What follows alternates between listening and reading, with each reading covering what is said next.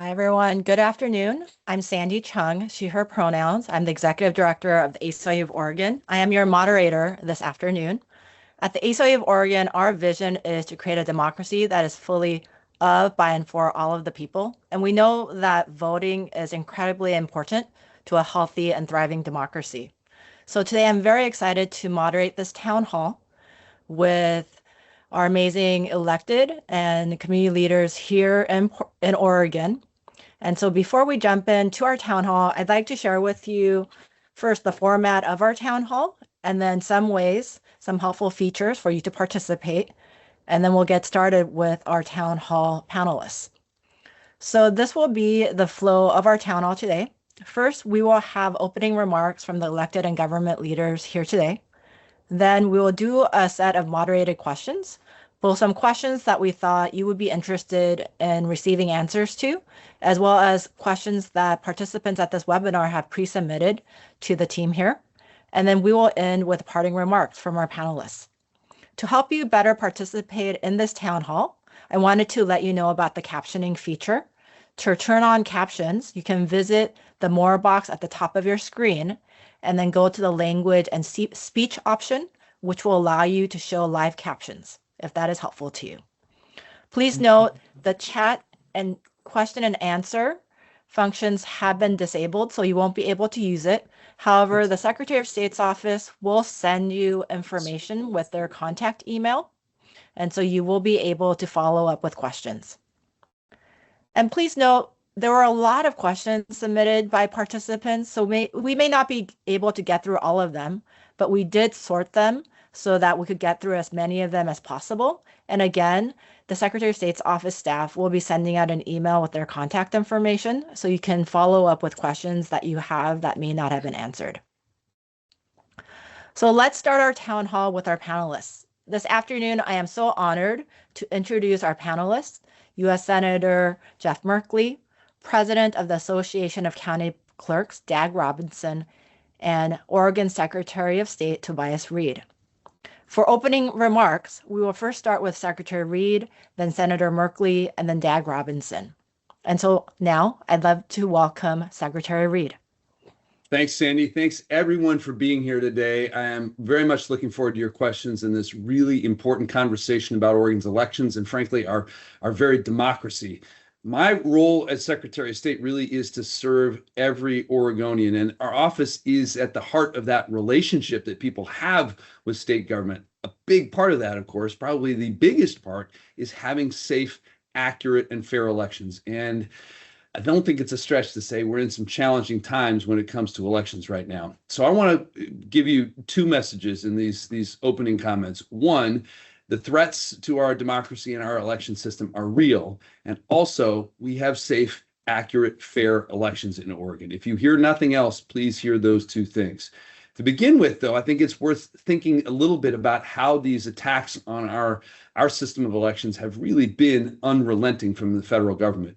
It started with really drastic cuts to the agency that is charged with protecting our elections from cyber interference and foreign threats. Those are real vulnerabilities that our county clerks don't always have the resources to address. Then there's an executive order the president issued a year plus ago that purported to give himself the authority to determine how elections are run, who would vote, how votes are counted. We took him to court. That executive order is not in effect because the court determined it was illegal. And then they sued me as your Secretary of State because I would not give them your private voter data.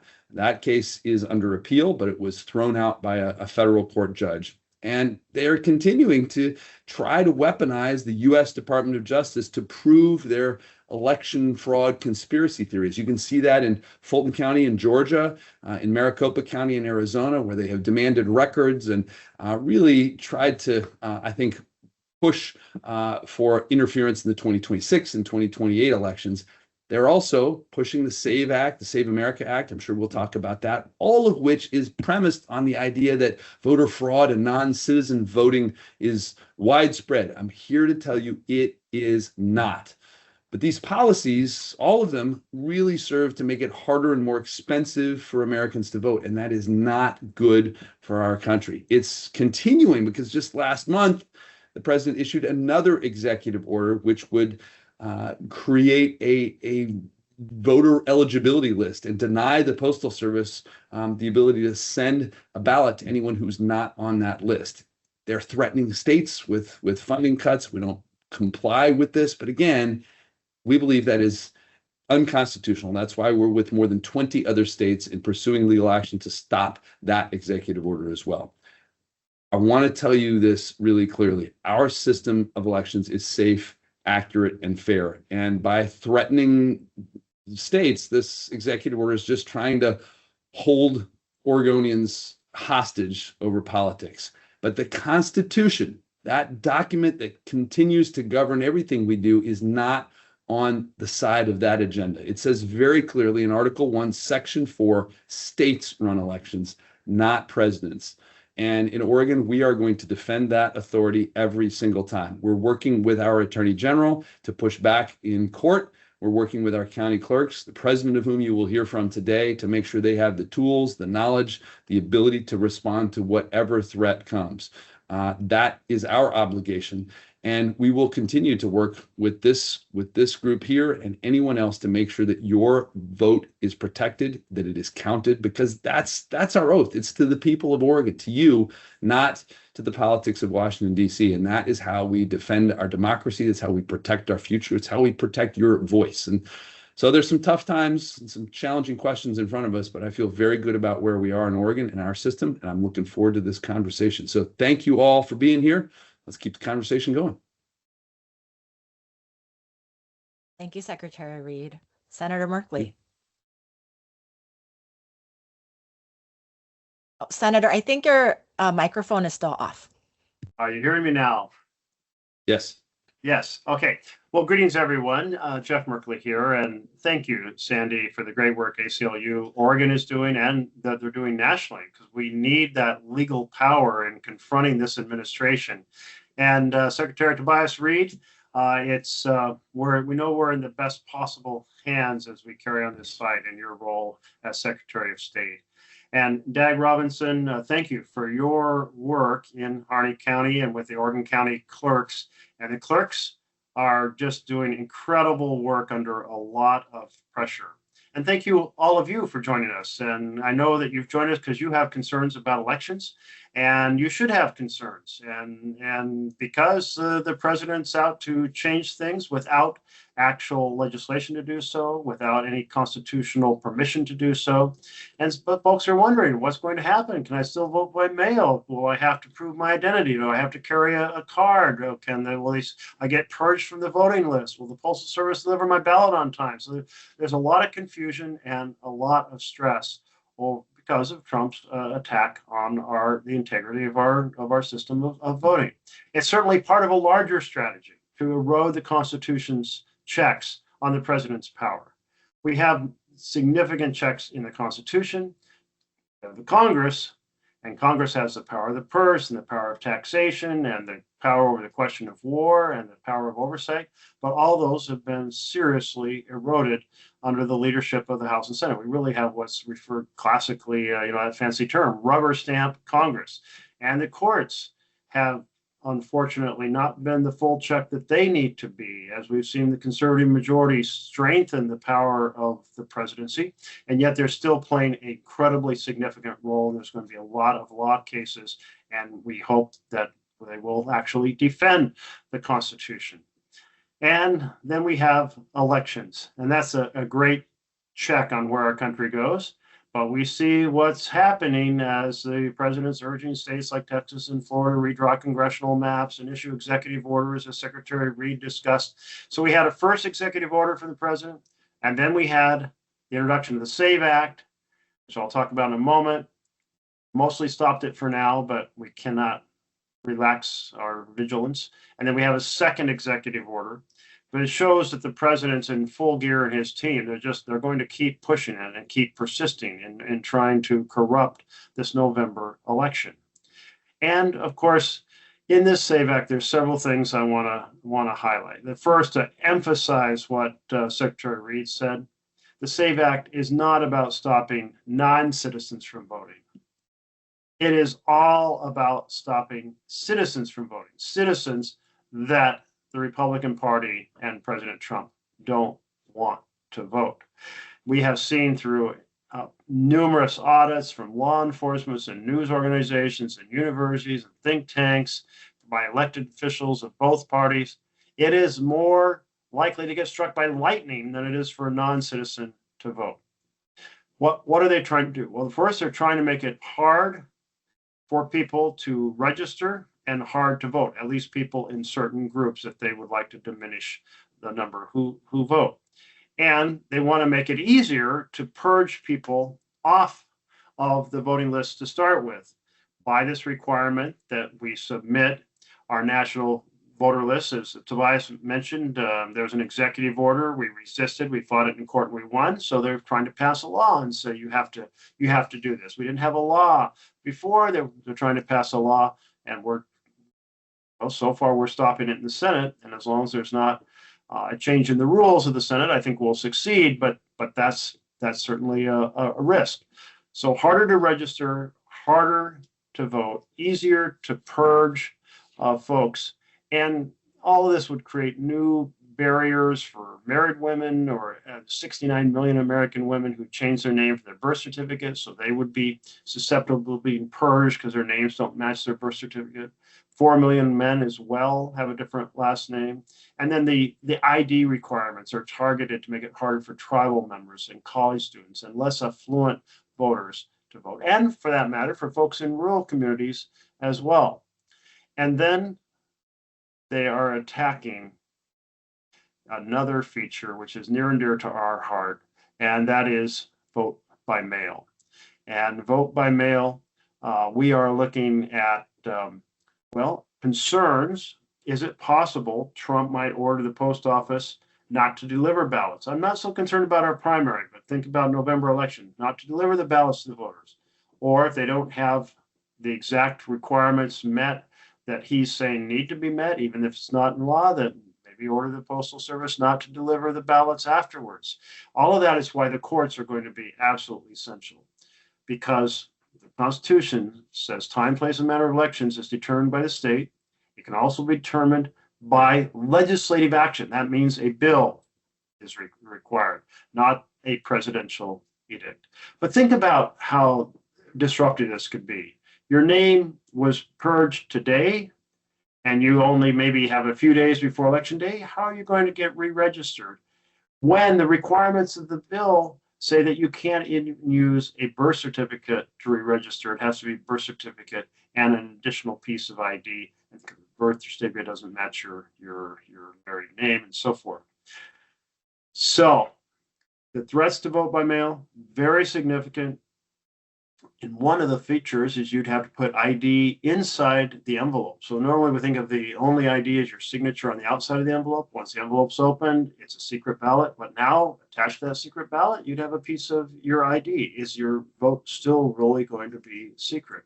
And think about the logistical nightmare for our county clerks. The administration's real goal is to kill vote by mail entirely. And the reason why is that it's much easier to exercise corrupt practices on election day. You move the polling place. You understaff them so there's a long line. You provide broken voting machines. You intimidate people who are waiting in line. You proceed to do these things because it diminishes turnout at those locations. And in fact, we've had cases where, parallel to all of that, text messages are put out with misinformation, even including, we're so sorry you missed the vote last Tuesday. We hope next time you'll exercise your power to vote, when actually the vote is the upcoming Tuesday, but it's trying to decrease turnout, or misinformation about the locations. So vote by mail stops all of that. I want to emphasize it has so much more integrity, because it stops all of those corrupt, manipulative practices that we've seen across the nation. So here we are. Let's jump into your questions, and thank you all. We are going to keep fighting for the integrity of the sacred ballot box at the heart of our democracy. Thank you, Senator Merkley. Dag, would you like to give your opening remarks? Sure. Thank you, Senator. Thank you, Secretary Reed, for having me join you today. Thanks, everyone, for joining and listening. First and foremost, I want to say, as your county elections officials, we're not policymakers, we're not legislators, we are administrators, and our job is to administer and conduct elections under the law as it's written, both federally and by the state legislature today at this time. So that's what we do, is we implement the law that we're given, and we run the elections to the best of our ability under that law. We do talk about concerns or challenges that come with changing law, and we talk about challenges with changing law after every legislative session too. We think about what changes and what challenges does that bring to local elections offices that are struggling with resources as it is at the county level. We run a decentralized election system in our country, which means all of these elections are conducted locally by your neighbors, your friends, the people that you sit next to at church or sit next to at the Little League game and shop at Safeway with. That's who's running your elections, and we're doing it locally. You put us here, and we do it with a lot of pride and a lot of heart, and we take it very, very seriously.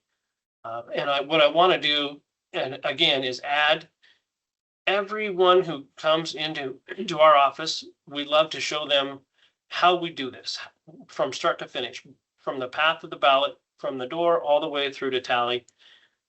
I urge every one of you to talk to your local elections official. Go in and see the process. Go see the system. It's transparent and secure, and they'll answer any question you have. We welcome anyone to come in and see how this works. It is a technical enterprise, and we want to keep it as transparent as possible so you can see the safeguards we have built into to safeguard your vote. I'm urging you to do that. Continue to do it. If there's a logic and accuracy testing coming up in your community, go see it. Go ask those questions. That's what we really want you to do. Thanks for joining us today. Dag, thank you so much. And I wanted to let you know that I've actually heard from community members who had questions about the voting system, and they actually connected with their local county clerk's office and asked questions and learned more about the process, or even participate as an observer and had their questions answered. So thank you to you and to all the clerks who do that work every day. One of the questions that we receive from the community is concerns that even if President Trump doesn't make an express order to USPS to not deliver ballots or interfere, that there's actually been defunding and efforts by the federal administration just for USPS to take more time in how it has to process mail. And so there are questions about potential postal delays and postmark changes. And question from the community, what do you think are the most reliable ways for folks to make sure that their ballots are counted? I'll start, Sandy, and then I'm happy to have Dag add on to this. The best thing, if it is at all possible for voters to use a county drop box, that is the best way, because the Postal Service is not involved then. There's no delay. We know that the county elections officials will be able to get that ballot almost immediately and reliably. So if you can find your way to a county drop box, they are pretty easy to find, and in a lot of counties, a lot of cases, they're nearby. That's number one recommendation. If that's not possible and you need to use the mail, please do it early. In fact, tomorrow, May 12th, would be the last day we would recommend that people get their ballot in the mail in order to be sure of the May 19th election that's coming up. That is because, as you referred to, the Postal Service has changed their procedures such that anyone who's sending a piece of mail from more than 50 miles away from Portland, that piece of mail is going to go to Portland before it's postmarked and processed and reaches its destination, even if that destination is just across town from where it started. So if you need to use the mail, do it early. If you are stuck and you have to mail closer to election day than that, go into the post office, go to the counter and ask the person there to put a postmark on it by hand. They will do that, and that will increase the odds that it gets there on time. So just to recap one more time, drop box is number one, mail early is number two, and a hand postmark is number three if you have to do it later. Dag, anything you want to add to that? Yeah, thank you, Secretary. Yeah, I'll just add, you said it best. Those are the two best ways. The other thing is I want to mention, your local elections officials have built relationships and work really closely with our local postmasters throughout the state. We do know them by person, and we connect with them before, during, and after the election to see how things are going. So we're in contact with them every day. So when things come up, we work really closely with them, and we've built those partnerships. And so your local postmasters and your local postal folks, again, they don't make the rules either. They're following what's said to them from Washington and the administration, the Postal Service Administration. So, but be sure, like the Secretary said, bring it to a local drop box, and you can use any drop box in the state. If it's in a drop box on time, it is considered on time. The county clerks coordinate with each other to get those ballots to each of us in a timely manner if they're in those drop boxes or in those elections offices. So be sure and use those. Thank you, Dag. Thank you, Secretary Reed. And Senator Merkley, thank you so much for running and voting and coming back to join us. I'm glad to be back. So Senator Merkley, you had mentioned the tax on mail-in voting, and we know in Oregon, we've had decades of mail-in voting, which has been secure, but also made it possible for some of the highest rates of voting in our nation. But we also know that there are attacks on our mail-in voting system. There are efforts to attack it via a potential ballot measure. We've also heard of people from outside the state doing tours inside the state to attack our system, even though it is a secure system that has worked for decades. What folks are asking is, are any of you doing anything? And what should people in Oregon be doing to protect and defend our very proven, secure mail-in voting system? Well, you mentioned several different lines of attack, and one you mentioned was the possible referendum or ballot initiative. And the legislature did not pass a referendum, so we don't have to worry about that. And I don't think that they'll get signatures for an initiative. But if they do, we're going to have like a massive demonstration of how much Oregonians value vote by mail. I was really struck when I was first running for the state office back in 1998, a long time ago. Because it was the first election where half the people were voting by mail and half were voting at the polls. And as I knocked on doors, folks started to say, and I asked them, what do they like or not like? I can't believe how many people brought up, well, what I really love is voting at my kitchen table with these initiatives. We get to study them. And by the way, I don't have to worry about there's parking. I have a bad hip. What about bad weather? And they just would recite argument after argument about why vote by mail made so much sense. And of course, that affection has only grown over the decades as we've led the nation in this, and we've avoided all the shenanigans that we've seen happening in other states on election days. So I kind of hope that maybe somebody will spend a whole lot of money and put it on the ballot, and we'll have a 90% vote if they do, saying how much we love our system. I am concerned about sabotage, but we have measures that have been built in. We've had, on rare occasions, sabotage of a drop box, but we will crank up. And I realize this is more a Secretary of State and clerk question in that regard. At the federal level, we are not going to get any cooperation out of this administration. But what we can do is make sure that they do not have the force of law, the foundation of law, in order to damage our ability to vote by mail. And that's why I'm doing everything possible in the Senate to make sure the SAVE Act never passes here. Thank you very much, Senator. Secretary and Dag, do you have any responses to regarding the attacks on our mail-in voting system?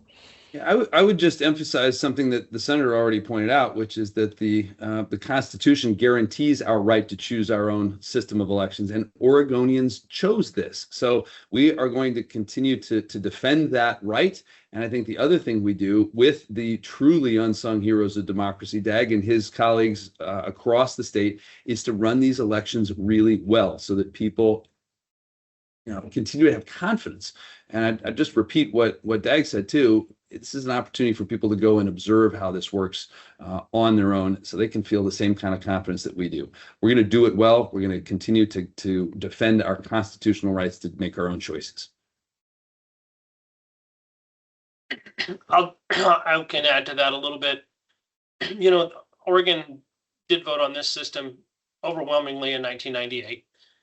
I am one of the few county clerks in Oregon and county elections officials who have actually conducted a polling place election back, even when Senator Merkley was on the ballot. I was working in elections then. I remember what went into that. I remember the number of staff it took to do that and how much it cost to do that. We created a system that is much more efficient and gives us a much larger turnout. I personally have been a fan of vote by mail. I like how it works. Is it a perfect system? Absolutely not. There's not a perfect system in the world. There isn't. There are humans involved in portions of what we all do, and with humans come errors, and that's just the reality of it. Is it an error that ever affects the outcome of an election? No, it really isn't. I can say in all the years I've been doing this since 1995, we've not had an error in vote by mail that has changed the outcome of an election. So, but there are human errors, and I will say that up front, but they're sure very, very minimal. And when you add the kind of voter turnout that we have with vote by mail, I think it's significant to say that it's been a success story. Again, that's in my role as an administrator, is to conduct elections under the rules that we're given right now, and that is with vote by mail. If it were to change, could we change? Absolutely, but there would be a lot of challenges that come with it as we move to that. A lot of folks have been asking about the possibility of Trump sending intimidators, and there is a federal law that prohibits this. And so I really want to tout the role of ACLU nationally because they are gearing up to file. They're looking at every possible thing the president could do with some action that is outside the framework of the Constitution, that is not either states deciding time, place, and matter, and not a legislation deciding time, place, and matter. And they're getting ready to just file the instant something bad is put forward by Trump, and that possibility of planning to send intimidators is one of the things that certainly the courts will be sought to immediately shut it down. I also think that we might end up doing things like having citizens themselves. Now, because we're voting for mail, we don't have all those precinct sites, but we may need to have kind of a citizen brigade go stand outside places where votes are counted, just to say, no, we the citizens are protecting our counting process. Thank you very much. Thank you, Senator. We have gotten a lot of community questions, fears that President Trump may use ICE or other federal agents outside polling places, or at least in Oregon, outside ballot boxes. So that fear of intimidation is very real. But as you've stated, there are multiple laws, including in Oregon as well, when in the short session, state legislators passed the Law Enforcement Accountability and Visibility Act, a section of which also has protections against intimidation at poll places. Secretary Reed and Dag, do you have any responses to Oregonians who are fearful about potential intimidation related to voting? Yeah, I understand that fear, and I think it is real. But I appreciate what Senator Merkley said, that there is already a federal law. So we will continue to uphold the Constitution. We'll protect your rights in court. We'll make sure that they stick to that. We're also working hard to make sure that Dag and his colleagues understand the process, that they know what they can do, what resources they have, the right sort of sequences and procedures. So we're going to be ready, and that's a big part of our strategy as well. Thank you, Secretary. I will add to that as well. I would highly discourage the behavior. There's little to no value in doing that. And that's really first and foremost. I think it's in very poor taste to do that. And there's little to no value in doing any sort of voter intimidation, be it at a drop site in front of our office or in our office. And by either side. I mean, there's just really no value in that. Our job is to conduct an election, and we're going to do it safely and securely. I agree with Secretary Reed, and I appreciate the support that they offer with our election security. We do develop election security plans annually, and we all utilize those. And in working with the Secretary and their staff, we're all prepared and know what to do under any certain circumstance, and we will do just that. But I strongly, I just really, really hope that does not happen during this election. Elections are better when everyone who is eligible participates, and we don't want anyone, whether they're a Republican or Democrat or non-affiliated or anyone, to be intimidated. We're better when every eligible person participates. And as proud as we are of the fact that we lead the nation in participation, I'm dissatisfied. I'm disappointed when we're not at 100%. That is an unattainable goal, but it's one we're all chasing to make sure that every eligible person feels confident and wants to participate. That's when we're going to succeed. And it's a really significant philosophical difference between one party, which is saying we want to do everything possible to put up hurdles. It's why folks have sometimes called this like Jim Crow 2.0, and creating obstacles for tribal members to vote, or for women to vote, or for less affluent families to vote, or for folks in rural areas to vote. And it's just wrong. But the philosophy we're embracing is that in a democratic republic, it is a privilege and a responsibility to participate in deciding or helping direct the direction of the country. And so we want people engaged. I think the biggest fear about losing a democratic republic to an authoritarian state, which is what we're on the very brink of now, is when citizens cynically say, well, I'm opting out. I'm exhausted. I'm tired. It's too much. No, we have to be more engaged now than ever. Senator, what really struck me during one of your remarks was when you mentioned speaking to a voter in the early stages of mail-in voting and how much they like being at their kitchen table and being an informed voter. And it feels like that is what we're talking about, that in our constitutional republic, we persuade each other with ideas, with words. We don't try to threaten or intimidate people into voting a certain way. No, that's right, Cindy. That's right. And I thought I would share the phrase in the law. Federal law provides for civil lawsuits based on voter intimidation. Section 11 of the Voting Rights Act, a section that has not been struck down, makes it unlawful to, quote, intimidate, threaten, or coerce another person or attempt to do so for voting or attempting to vote. And I know I looked up before, another section referred to it's illegal for the federal government to send armed agents to provide intimidation. So just a little bit of expansion on the fact that there's a law in place that we will do everything possible to make sure that it's protects us now that we need that protection. Thank you, Senator. And as you've stated, the ACLU of Oregon and ACLU National, we stand ready to file lawsuits and making sure that everyone is following the law. I also know that with Attorney General Rayfield has been very involved in making sure that Oregonians' legal rights are protected. So wanting to remind people too, that we have an ecosystem of folks who are fighting for all of our rights so that we can vote.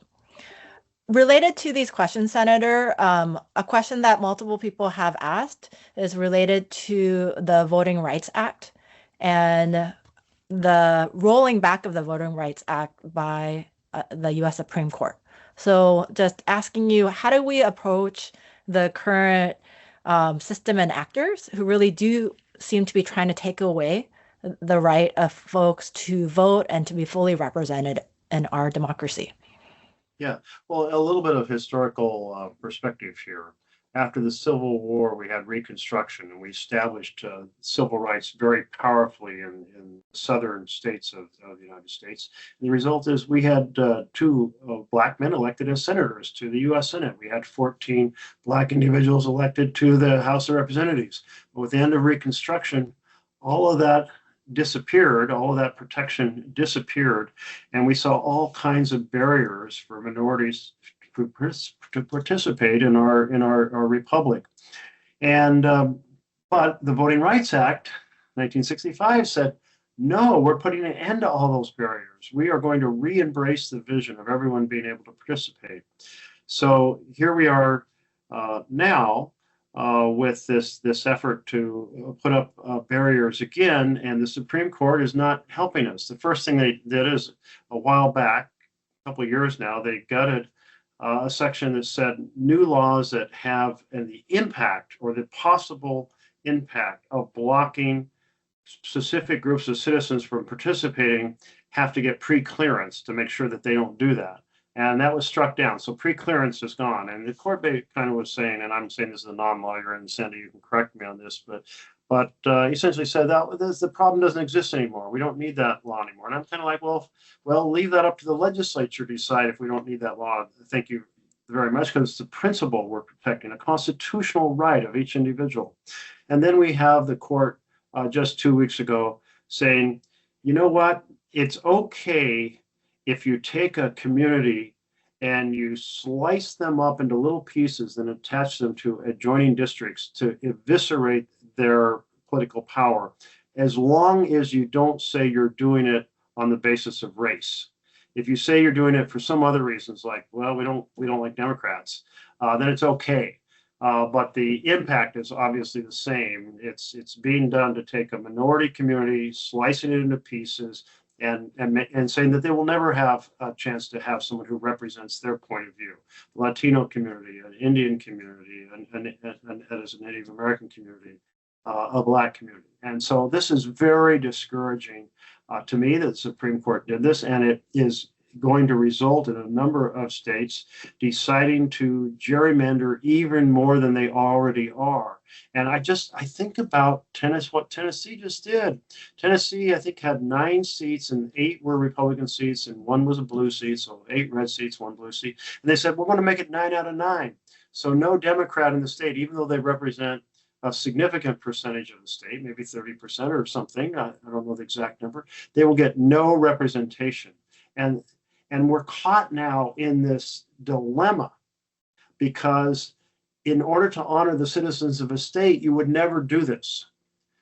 But when another state then creates a prejudicial outcome like this, then that affects the national legislation that affects us all. And so another state says we have to counteract that, even if it hurts the rights of our own citizens, because it's about fairness nationwide.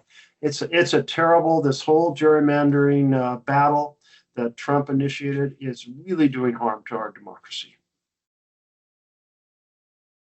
Thank you, Senator. Secretary Reed, we have a really specific question from one of the participants, and Sure. This is about 800,000 voters who Judicial Watch sued the state to have removed. And so they're asking more about that situation and generally what the state does to do citizenship and other verification of Oregon voters. Yeah, well, let's start with the definition. It's a good question. Inactive voters are voters who do not receive a ballot. Therefore, they do not vote. Therefore, they do not affect the outcome of any election. The way this happens is if a piece of election mail is returned as undeliverable or a signature does not match and is not corrected, that person goes on to the inactive list. They don't get a ballot. They don't vote. They don't affect an outcome. And they stay there until they get in touch with the elections official to update their address or fix their signature. Well, there's a process that the state follows to alert a voter that if they don't take that step, they will eventually be deleted from the records. Our predecessors, for reasons I don't know, stop doing that. When I came into office, I said we're going to restart that process, and that's the process that we're underway. We started that before the lawsuit was resolved. This is not our, this is our obligation. And already of that 800,000 that we started, again, no ballots, no votes, no effective outcome. About 140,000 of those have been deleted already. Those folks can re-register easily when they want to, and we hope that they will. But this is part of the fundamental, rigorous list maintenance that we are doing going forward. That's our obligation. That's what we will continue to do. Thank you, Secretary Reed. Dag, I have two questions for you. The first question from some of the participants is, what misconceptions do election administrators encounter the most? Well, a perfect example would be the party changing. There's a misconception that we change voters' parties during a primary election, that they don't get the right ballot. And we see that a lot, and particularly on social media, we battle that. It's like we hear that, oh, like, well, I'm registered as a Republican and I got a Democratic ballot. Well, your neighbor may have told you that, but you didn't. You were literally registered as a Republican or as a Democrat and got a Democratic ballot. So the misconceptions are that we're switching votes in these local elections office or switching parties, and it's not the case. The primary elections are really complex, and people don't understand that Oregon's parties have closed their primaries, and so that unless you're registered with a Republican or a Democrat, you're only going to get the party ballot that you're registered with. So a lot of folks who are non-affiliated that only got just this election, again, we've heard from lots of folks who say, well, my ballot didn't have the governor's race on it.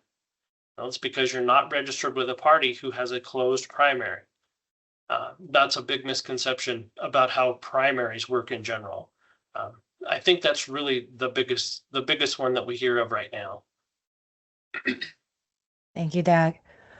Another question is about when folks can help someone vote. So this person asked, my daughter thinks there's a risk of some people cheating by mail-in voting, especially, for example, in nursing homes where someone might be suffering from dementia or Alzheimer's.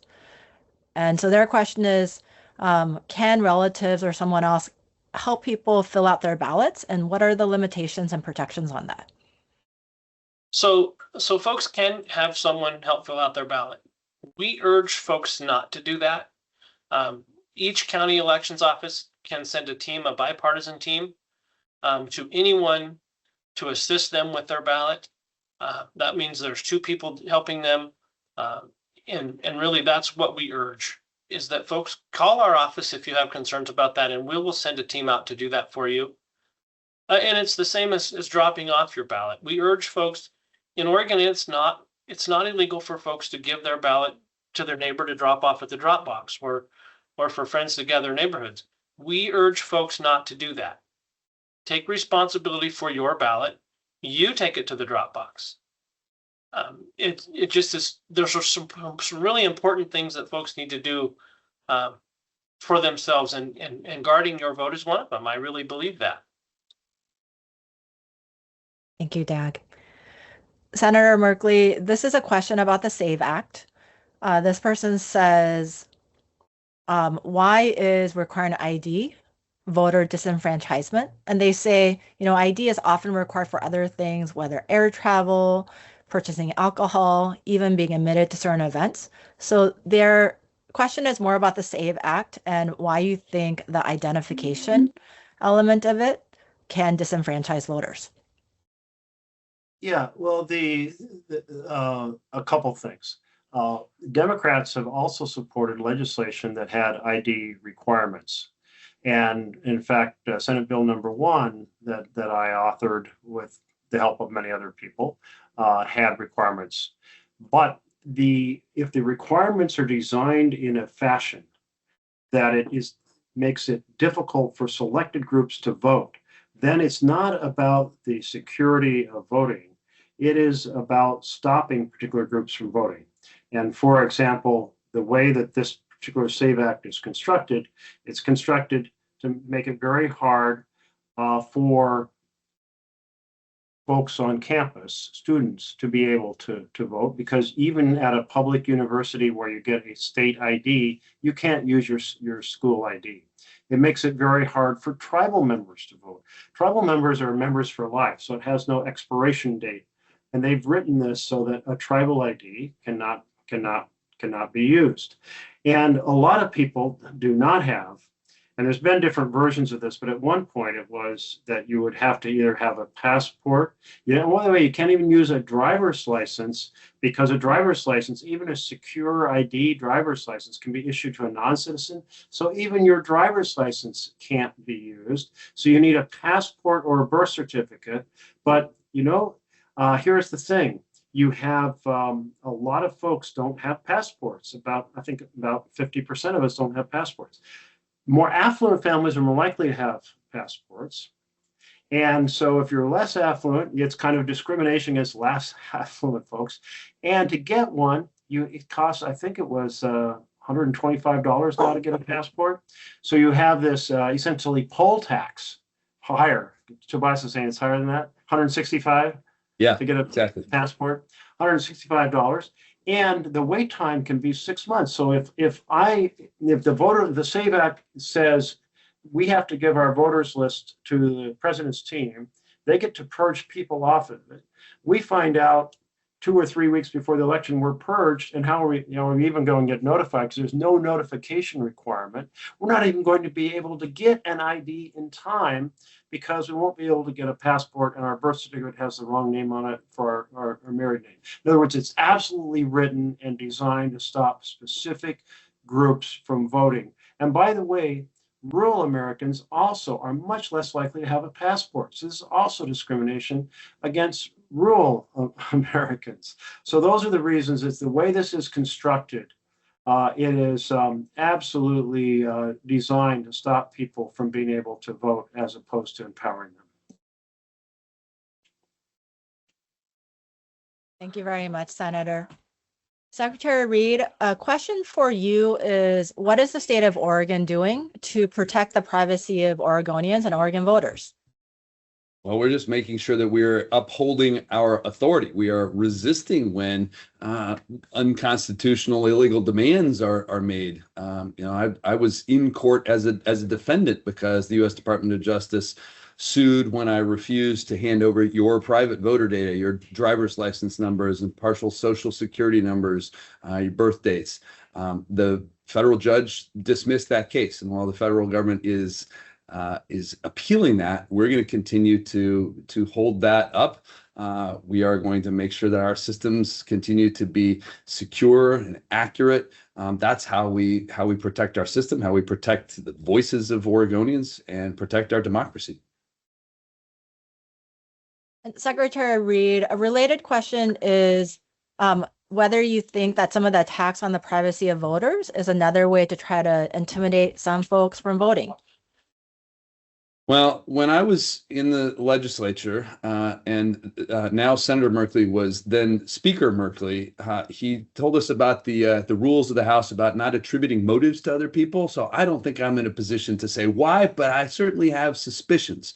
I think we should be about making it more convenient for eligible people to vote and giving people confidence about our systems, knowing that their votes matter, that they will be counted accurately, and reassuring people that their job is to vote and our job is to make sure that their votes are counted accurately. Whenever anyone is saying or doing things that make that harder, that make it less convenient for eligible people, that make it more expensive, that make it more difficult, I certainly have questions about how that's going to make our democracy stronger. And so I have yet to hear a good argument for those kinds of tactics. Thank you, Secretary.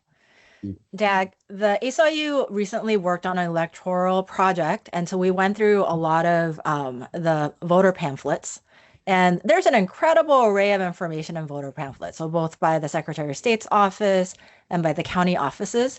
It's amazing what our government officials and staff members are doing to get information to all the voters. And so one of the questions from a participant is, what can everyday Oregonians do to support all of the folks at the Secretary of State's office and the county clerk's offices who are doing the important everyday work of making our democracy work? Well, that's a great question. I always say, Oregon elections are paid for by the counties. The secretary obviously has a role in providing resources to us as far as taking on the campaign finance piece of it and writing the administrative rules that help us get the work done, managing the voter registration system called OCVR, making sure that is shored up and taken on. But county budgets across our state are not treated equally. They're not. The funding mechanism in Oregon is not as such that we all get the same thing everywhere. And we're tasked with making sure elections in Oregon are conducted consistently the same across the state. We do that with limited space, limited people. I urge everyone, check in with your county elections office and see if they can use some help on election day. I mean, just that, we need folks that help out. We need teams of people who open and sort those ballots and get them ready to count.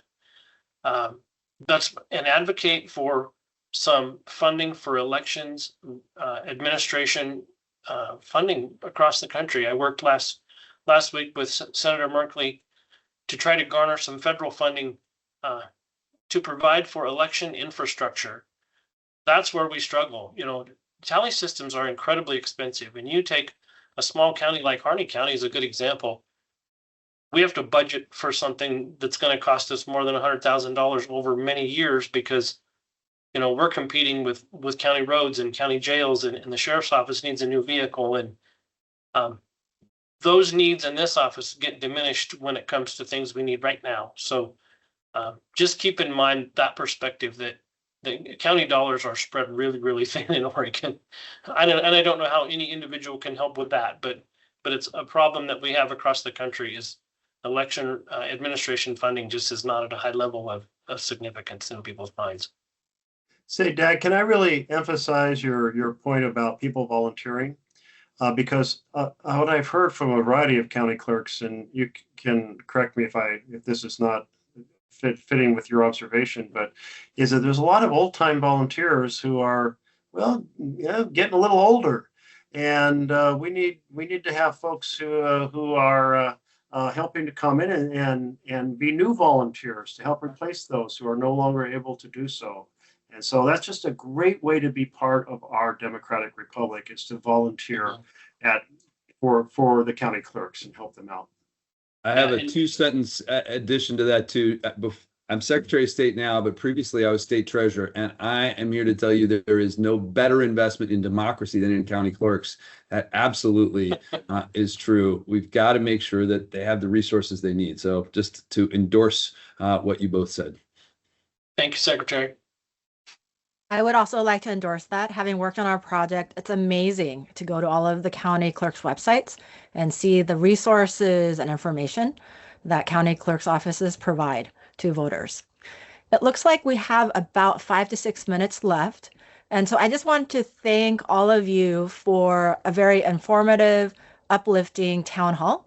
And I thought I would end with this final question from some of the participants, which is that basically acknowledging that there are many strong opinions on all sides of matters, including sometimes mail-in voting or democracy, but wanting your thoughts on how we bridge these divides and make a democracy that works for all of us.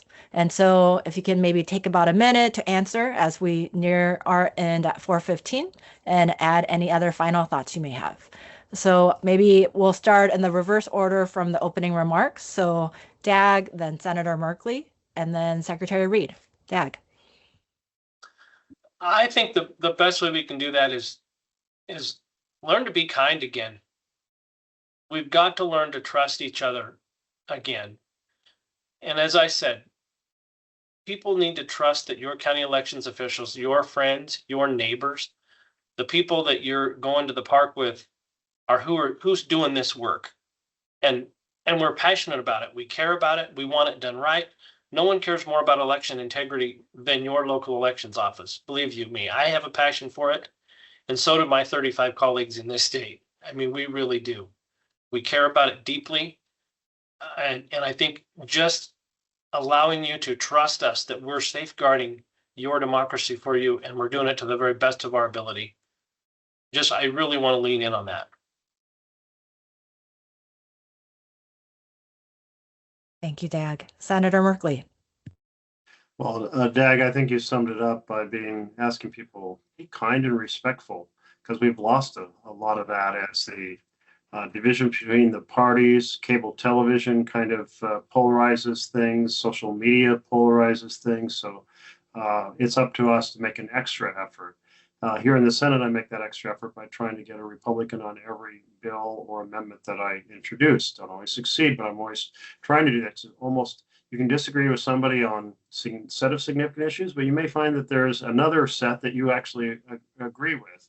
And the same thing when Ron and I are traveling the state to do town halls, we say, hey, it's the Oregon way to be gracious when someone else is speaking, even if you disagree with them, even if their point of view infuriates you. Let's listen to each other. Let's hear each other. And that goes a long ways to being able to have a discussion that's meaningful. I think it's an echo of what you said, Dag, and of us being more decent, gracious, kind, and respectful with each other. I don't think there's anything I can add to that is really new, but maybe just extending it a little bit. I think cultivating a sort of sense in ourselves of curiosity. A guy I met some years ago who's a CEO told me about a question that he asks in every interview that has really stuck with me. He said he always asks people who are applying in his company, tell me about a person that you disagree with, whose relationship you prioritize. What are you doing to keep that relationship together? So how do you find somebody that you just disagree with, but you remain at least connected with, that you learn from that person? Because, you know, we can all learn from people, even if it makes us more convinced we're right. It's worth considering alternative points of view. So I think these are all good traditions we can embrace. Thank you so much, Secretary Reed, Senator Merkley, and Dag Robinson, and everyone. To finish our town hall, I wanted to provide 4 summaries of takeaways I'm taking away from this town hall. First, if you have any questions about the voting process or concerns, please contact your local county elections office, county clerk elections office, and they can answer your concerns and questions. Second, if you have some time, consider volunteering at your local county elections office because they can use your support. Third, and maybe most importantly, be kind and contribute to our democracy by leaning into spirit of kindness and actually engaging in dialogue. And finally, don't forget to vote. Our May elections are on May 19th. So if you're able to get your ballot in to a county drop box, please do so. If you're going to mail it in, try to do it about a week early, but please vote and remind your loved ones, your family, and your communities to also vote. Thank you so much for joining us this afternoon. Thank you, Secretary Reed, Senator Merkley, and Dag. Thank you, Sandy. Thank you all. Thank you all.